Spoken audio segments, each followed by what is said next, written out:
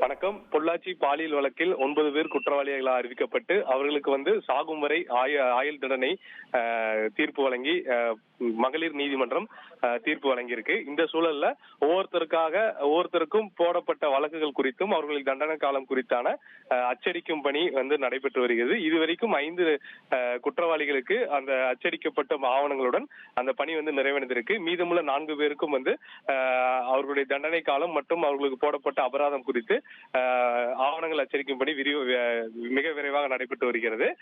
மேலும் இன்னும் 2 மணி நேரம் வரைக்கும் ஆகும். அதன் பின்பு அவர்கள் இங்க நீதிமன்றத்திலிருந்து பாதுகாப்பாக அழைத்து செல்லப்பட இருக்கிறார்கள். இந்த சூழல்ல இந்த வழக்குல 8வது குற்றவாளியா இருக்கக்கூடிய அருளானந்தமும் 9வது குற்றவாளியா இருக்கக்கூடிய அருண்குமாரும் நீதிமன்றத்திலேயே வழக்கறிஞர் மூலமாக அவர்களுடைய அபராத தொகை, அதாவது ஒருவருக்கு 8,500 ரூபாயும் இன்னொருக்கு 8,000 போட்டிருக்காங்க. அந்த அபராத தொகையை தற்போதே அவர்கள் நீதிமன்றத்துல செலுத்தி விட்டார்கள். மீது உள்ள நபர்கள் விரைவில் அவர்களுடைய வழக்கறிஞர் மூலமா செலுத்துவார்கள் என கூறப்பட்டிருக்கு. தொடர்ந்து இப்போது வரைக்கும் 5 நபர்களுக்கான அந்த அவங்களுடைய தண்டனை காலம் குறித்தான ஆவணங்கள் அச்சடிக்கும் பணி மிக விரைவாக நடைபெற்று வருகிறது.